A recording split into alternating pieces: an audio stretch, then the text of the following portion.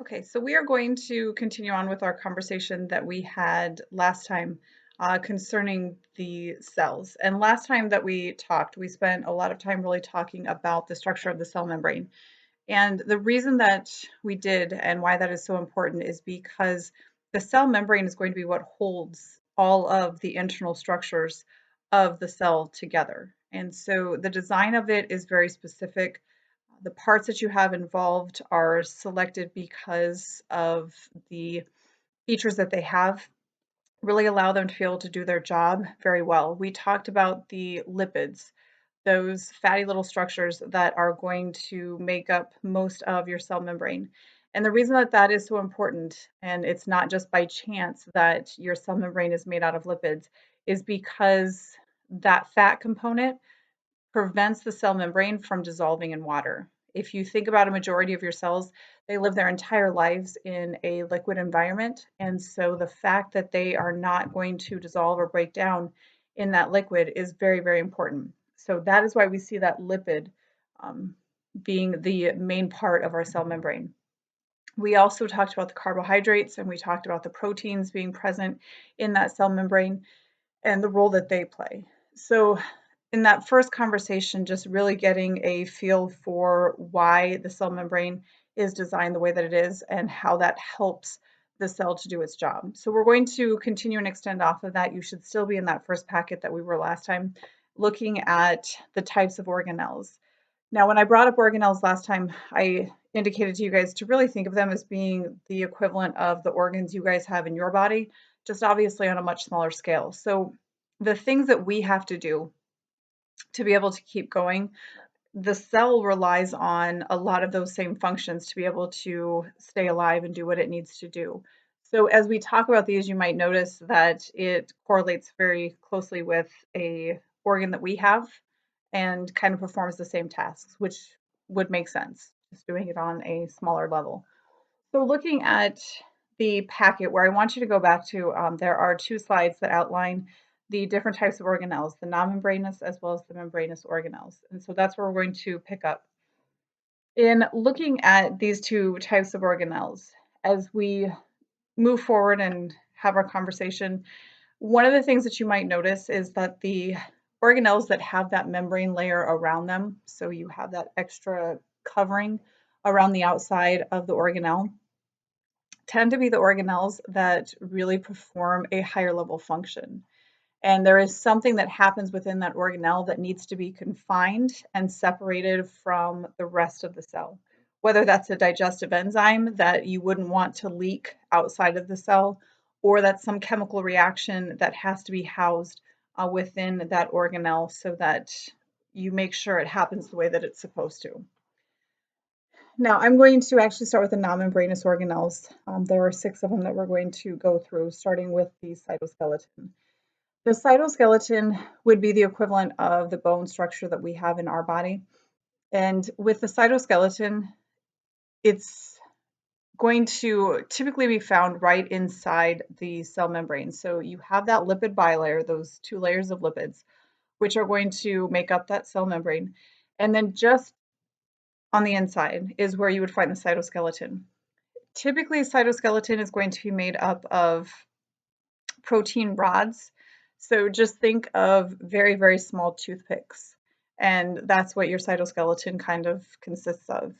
Those cytoskeleton, those protein rods will crisscross each other. And so they just lay at angles to each other and they create this framework on the inside of the lipids to help support and maintain the shape of the cell. So they will construct themselves in a way that even though you have the cytoplasm, which is helping to fill the inside of the cell, you are going to have that bone-like structure, which will support it even further.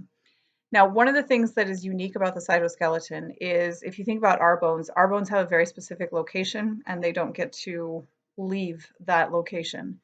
In the case of the cytoskeleton, it can also be used to help move the cell. And in that case, the cytoskeleton can actually dismantle itself and then reform in another part of the cell.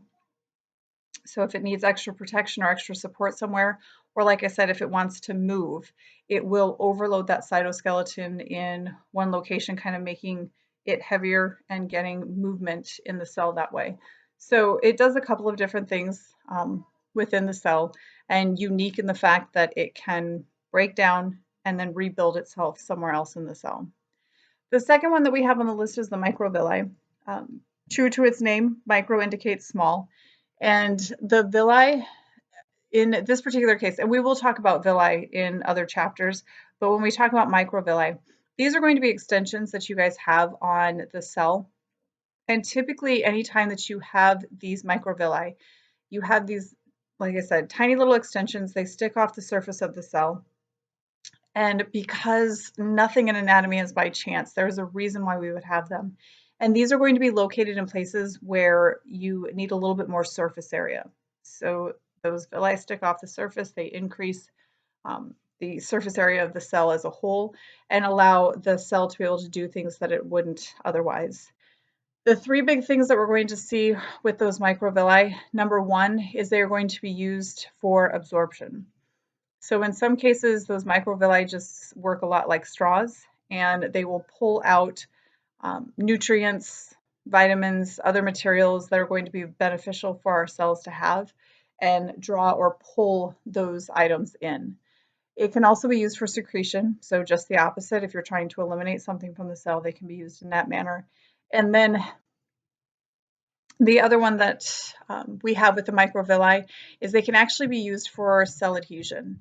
And so just linking or uniting cells that are in close proximity to each other, those microvilli can assist with that as well. So if they are absorbing something, taking it in, secreting something, getting rid of it, or if they are going to link to another cell for whatever reason.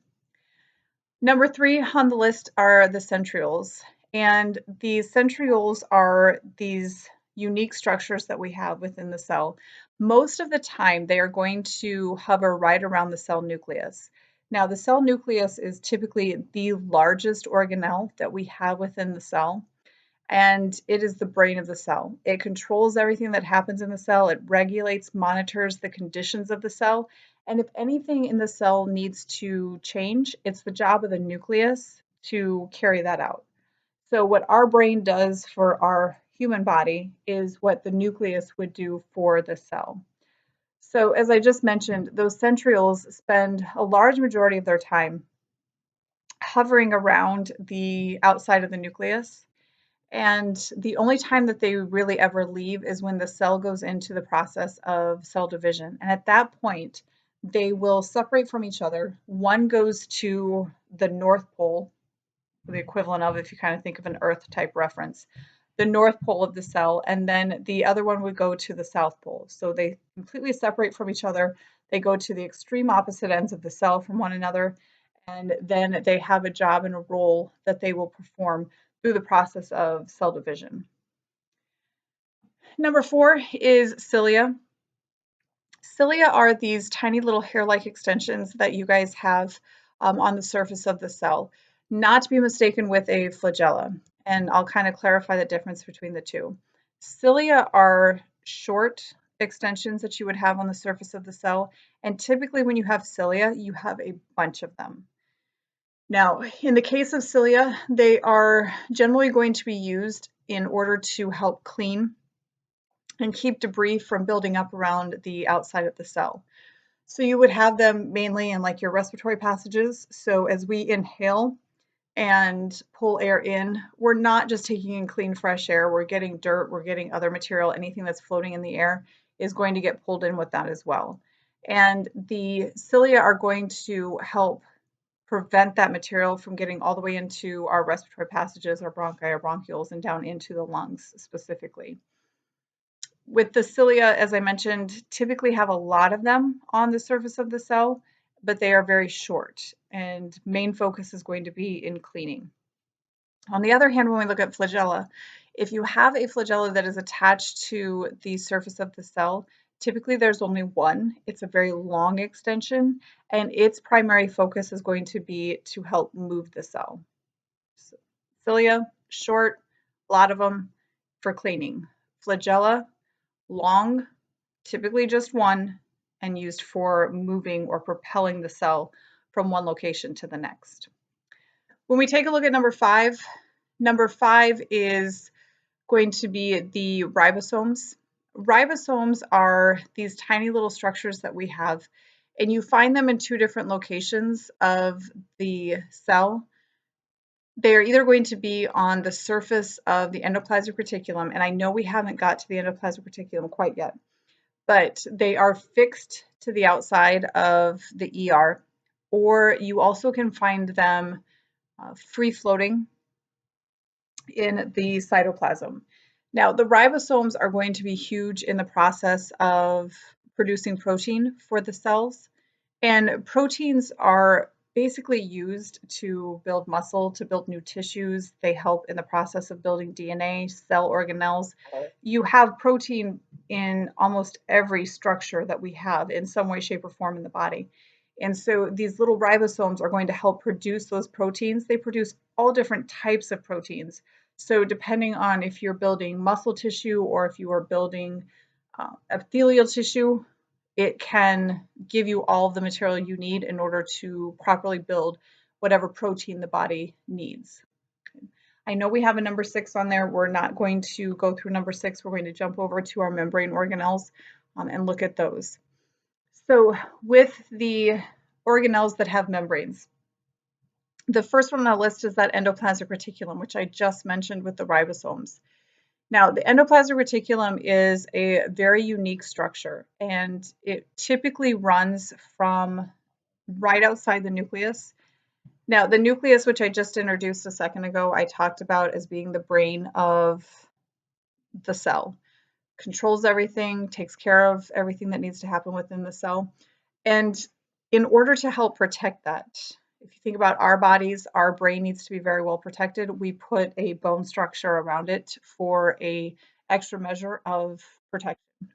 In the case of our cells, they have the cytoskeleton, but they need a little bit more protection. And so that nucleus, the brain of the cell, is going to generally be right at the center of the cell. And by placing it right at the center, it helps offer a little bit more protection.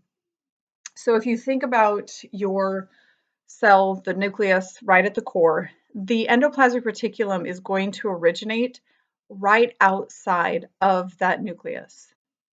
Now, when I talk about the endoplasmic reticulum, it's a network of membranes, which that really doesn't go a long way to describe what it truly does. But if you look at the definition in most of your textbooks, that's how it's going to introduce it. It's going to say it's a network of membranes. The best visual that I can kind of tie to the endoplasmic reticulum is to really think about it as the hallways of a building. If you are, wherever you're sitting right now, if you think about leaving that room through whichever doorway it is, there is going to be a hallway that is going to direct you to your next location. Or if you're in a classroom somewhere, think about high school.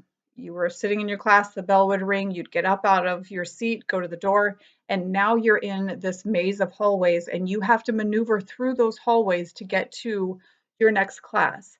And that's essentially what the endoplasmic reticulum is for the cell. You have the nucleus, just like you have that room that you are sitting in. And now when you leave that nucleus, you're going to have to navigate a series of hallways to get to your next destination.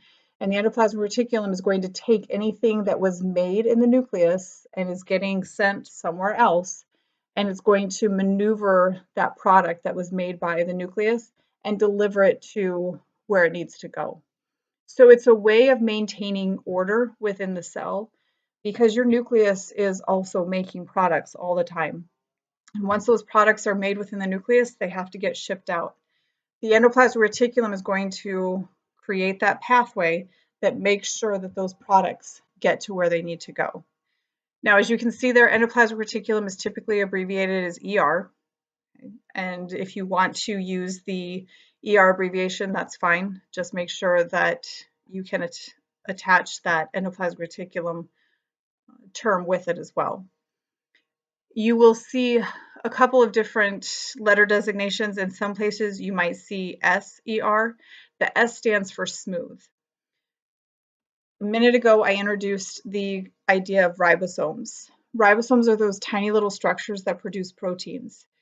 Now, if the endoplasmic reticulum does not have any ribosomes attached to it, we call it the smooth endoplasmic reticulum, and that would be abbreviated as SER. If you have an endoplasmic reticulum that has ribosomes attached to it, now we call that the rough ER, and that would be abbreviated as RER. So if you see a little bit different extension or abbreviation attached to the endoplasmic reticulum, that's what they're indicating. They are telling you if the ribosomes are present, that's your rough ER. If there are no ribosomes on the endoplasmic reticulum, that is your smooth or your SER. The next one that we have is the Golgi apparatus. And again, if you look at the definition, Golgi apparatus is usually identified as a stack of membranes. And when we look at the Golgi apparatus is on the outside or the end of the endoplasmic reticulum. So we have the nucleus, it's making product all the time. Products get shipped out through the ER and they will travel through the ER, and one of the locations that they can get sent to is the Golgi apparatus. Golgi apparatus is another series of membranes, but what happens when products get to the Golgi apparatus is the Golgi apparatus is kind of the gift wrapper. If you guys think about something you have that you're going to send to somebody else, you don't just take that item itself and put it in your mailbox. You package it. If it's a letter, you put it in an envelope and you seal it up. And you put the stamp on it and you put the return address and you get it all ready to go. If it's a little bit bigger, you might put it in a box. Again, you're wrapping it up, you're putting stamp on it and things of that nature. That's what the Golgi apparatus does for those products that have been made within the cell. They are going to do the final touches, package them up, attach anything additional that that cell product might need, especially if it's going to completely leave the cell. Because sometimes the things that are made within our cells have to be used elsewhere. A lot of times the things that we see being attached by the Golgi apparatus would be lipids, would be proteins, or would be carbohydrates, depending on where that product is going to go and what job it's going to carry out. Lipids can be attached to help protect it while it's being shipped out. Lipids can also be used as an energy source so that they have energy that is going to supply them as they are traveling. Carbohydrates also can be used as an energy source. Proteins can be attached, and in the case of proteins, sometimes they're attached because they're going to be used in a different location. Sometimes proteins can be attached to prevent the cell product from being used in a way it wasn't supposed to. So it's, again, kind of like a protective measure that is attached to whatever material. But with the Golgi apparatus, just understand that it is kind of like the gift wrapper. It's going to attach whatever that particular cell product needs so that it has all of the things necessary to travel and get to where it's supposed to be safely. Number 3 is the lysosomes. Lysosomes are these tiny little bundles of digestive enzymes. And in the case of your cells, it's not uncommon for an organelle to break down just through wear and tear, become damaged in some way, shape, or form. And if you think about your home, when something breaks down or has been used up, you guys have trash cans throughout your house. You throw it in the trash can. You don't just throw it on the floor, but you have a place where you store that until you can completely eliminate it from your home when garbage collection comes once a week. We have to have that same sort of system within the cell as well, because as those organelles and other materials become damaged, you don't want that clutter to build up inside the cell. The conditions of the cell would make it difficult for it to be able to do its job. It could become toxic and potentially kill the cell. So these lysosomes are basically garbage cans, but inside of them, they have a digestive enzyme. So as an organelle would become damaged, it would get shipped to the lysosome. The lysosome would coat it in that digestive enzyme, and it would basically eat away and break down that damaged material. And then the cell would replace it with a new one. So lysosomes, a lot of times when we talk about those, we just refer to them as the garbage cans of the cell. a little bit more involved than our garbage cans because, like I said, they have that digestive enzyme that will eat away at whatever material it is. The next one that you guys have is the peroxisomes. Peroxisomes are going to, again, involve a enzyme that is going to help deal with a byproduct that we get in our cells that actually is bad if it's allowed to build up in our cells. So the main goal of peroxisomes is going to be to take fatty acids and help break them down so that they don't build up in cells and tissues and things like that. One of the byproducts is going to be hydrogen peroxide, the equivalent of hydrogen peroxide, which is not a good thing. But our bodies are designed, our cells are designed to take that waste product, quickly break it down, and transform it into water so that it's not toxic to our bodies. But peroxisomes are going to focus on fatty acids and making sure that those get broken down and are not allowed to build up in our bodies. The next one, or the last one that you guys have, are the mitochondria. And if anybody has ever gone through cell biology, this seems to be the one that sticks with people. If you ask somebody what the mitochondria is, they generally will be able to say the powerhouse of the cell. And that's exactly what the mitochondria does. It's within the mitochondria that our cells are going to produce a molecule known as ATP. ATP stands for adenosine triphosphate, and this is a very high energy molecule that our cells can use to do work.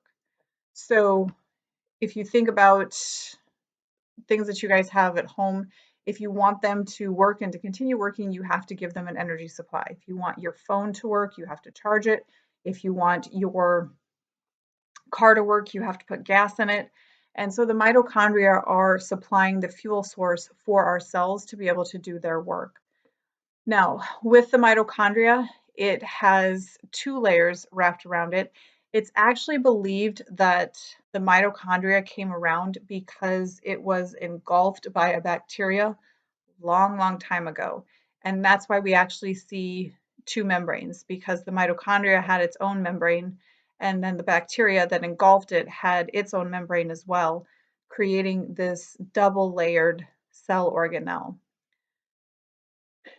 Now, that kind of takes care of our organelles that we need to cover. Please understand that there are a lot of other organelles that are in the cell that we didn't talk about here. And we could spend an entire semester on cells alone. That's how involved they are. But those are the highlights, those are the main ones that the cell is going to use on a regular basis in order to do all the things that it needs to do to stay alive. Now, from there, we move into the process of mitosis and cell division, and taking a look at DNA. And I'm going to kind of go through this next section all in one big piece because it's so interrelated. But when we get into looking at the cell, inside of that nucleus, you guys have all of your DNA. Now, DNA is the blueprint for how to make you. It is all the instructions, head to toe, of your features, your traits, everything that makes you up is going to be contained within that DNA. Now, DNA is going to come from four main pieces, and those are called nucleotides. And depending on how you arrange those nucleotides will then translate into your eye color, your hair color, how tall you're going to be, and things of that nature. So those four nucleotides, you have A, adenine, you have T, which is thymine, you have C, which is cytosine, and you have G, which is guanine. Now, those are the only four nucleotides that you guys have that makes up your DNA or your genetic code. The interesting thing about the fact that we have those four nucleotides is every living organism, doesn't matter what it is, from another animal to a plant, everything across the board has those four nucleotides and only those four nucleotides. So we don't see anything different when we're talking about DNA, but it's those four, and all living organisms use all four of those. So it's kind of an interesting link or tie to all living things when we consider that we can have such a diverse group of living organisms, and it's the same four nucleotides, just arranged in different ways, that give us all the living things that we know of to be on Earth. Now, with those nucleotides, how they arrange themselves is they actually pair up with each other. So the A nucleotide, adenine, will always pair with T, thymine, and C will always pair with G. Sometimes the T can go first and then A, sometimes G can go before C, but those two are always going to match up with each other no matter which one goes first or which one goes second. When you link A and T together, or if you link C and G together, the two of them connected is called a base pair. And one strand of your DNA is going to be 3 billion base pairs long. That is huge. And when you consider that that strand of DNA, which is 3 billion base pairs long, is then going to be spiraled or coiled and packed into your nucleus, you have to admit it's pretty amazing that your body can pack that into your body as a whole. But not only that, we're putting it into a single organelle within your cell. So you're taking a microscopic structure and packing 3 billion base pairs into that nucleus. Pretty impressive of what our body is able to do. Now, with that DNA, it's typically always held in the nucleus. Again, it's a protective measure. This is all the information for you, and so we want to make sure that we can protect it, take care of it, and it's going to be held within that nucleus in order to do that. There are times where it becomes important for the cell to divide. If the cell starts to get too big, it will have to divide and become two new cells. If you've had cells that have died off from old age or damage, we have to have new cells to replace those, and so the cell would have to divide to produce more cells. There's a variety of reasons why cells divide. But when that happens, we have to take the contents of our single cell and we have to duplicate them because we're going to go from our one cell to two new cells through the process of cell division. And so one of the first things that has to happen is that DNA has to be copied so that when the cell does divide and it becomes two new cells, each of those new cells has a full set of organelles and it also has a full set of DNA, or that blueprint for how to make you. Now, with the process of cell division, it's known as mitosis. And in mitosis, there are a series of steps that are going to be carried out to make sure that everything does get copied over so that those two cells that we have at the end of the process have everything that they absolutely need. If you look at the series of steps, within mitosis, the first step is going to be prophase. And in prophase, one of the first things that's going to happen is that nuclear envelope, so the membrane that surrounds the nucleus, will actually dissolve and break away. And the reason that that needs to happen is because we're going to go from being a single cell to two new cells. That DNA has to be able to migrate. And so part of the DNA will go into one of the new cells. The copy will go into the second cell so that each of those cells gets a full copy of your DNA.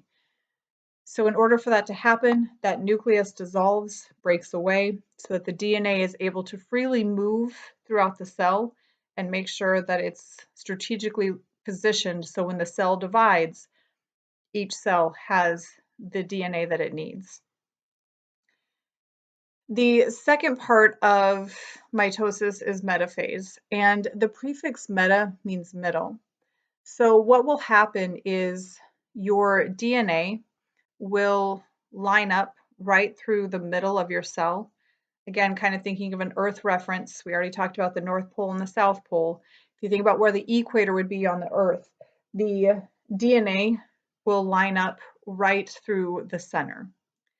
And the reason for that is you are going to have these structures called spindle fiber that are going to grab onto your DNA and rip the DNA in half taking one half of it to one end of the cell, taking the rest of it to the other end of the cell. So metaphase, that meta prefix indicating middle, telling you where that genetic information is located so that those spindle fiber can grab onto it and then rip it in half, getting the DNA divided into two groups so that when the cell divides, we have all of our genetic information accounted for. The third part of mitosis is called anaphase, and anaphase is really known as the movement phase because in this phase, everything is going to start making its way all the way to the ends of the cell. So going back to thinking North Pole, South Pole, we have to get all of that DNA to the ends of the cell. We have to get all of the organelles to the ends of the cell. And the reason for that is when cell division actually happens, when that single cell starts to divide, it actually happens right in the middle. And so the cell will start to pinch in and it almost starts to look like a peanut. So you have an oblong end, then it kind of dents in, and then you have another oblong end. And you can really start to see the formation of where those two cells are going to come from. So everything clears out from the middle of the cell, going to the ends of the cell, so that when it does divide right through that central location, nothing is there. Everything has already gone to the ends and is ready for that to become two new cells. The last part is telophase, and telophase is going to transition into what is known as cytokinesis. So that dent where the cell starts to pinch in, like I said, giving it kind of that peanut-like appearance, it will continue to pinch in, and that process will continue until it actually divides the cell into two new cells. And at that point, when you have the physical separation into two new cells, that is called cytokinesis. So through the process of mitosis, we're preparing the cell to divide. We are duplicating all of the DNA. We are duplicating all of the organelles so that each of the cells has all of the materials it needs to fully function. Then we go through the process of getting everything positioned where it needs to be. Cell pinches in through the middle and then completely divides. Now, this process is very regulated so that you are only getting new cells when it's absolutely necessary. Within your cell, you have a very important protein that is known as cyclin. And cyclin is going to monitor this process and make sure that it happens at the correct rate. And unfortunately, there are times where that cyclin breaks down and it doesn't do its job the way that it's supposed to. And it allows your cells to divide out of control. And in that particular case, you get cells that are being produced that have no purpose. They're not there to replace cells that have died. They're not there for growth and development. They are there because that protein is not correctly monitoring that process, and it's allowing those cells to be replicated and to grow in number, and they have no place to go, and they have no function to carry out. That mass that forms is called a tumor, and in the case of a tumor, you can have a benign tumor in which it's contained, it's not invading other tissues to the point that it is damaging them, killing them off, taking over. Or you can have what is known as a malignant tumor, and in that case, the cells are going to be invading other tissues, surrounding cells, and damaging them to the point that they can't do their function any longer. Now, with a malignant tumor, cancerous tumor, you also can have a situation in which it metastasizes. And in that particular situation, cancer cells have broken off, have traveled through the body, and they've relocated to other places. So typically you will hear or it's not uncommon to hear in a cancer patient that it started in one location, but then later they find it in other body parts. And what has happened is from that initial tumor, cells were able to move through the body and might have ended up in the lungs or might have ended up in the bones or other places like that, and that is called metastasizing. So covering the organelles, talking about those, looking at the way that our cells can divide so that we can maintain the number of cells in our body that we need to be able to do everything that needs to get done, and then having a very basic understanding of what happens in the case of cancer. So that takes care of our final conversation on the cells. Go ahead and check back tomorrow for your assignment over this particular lecture.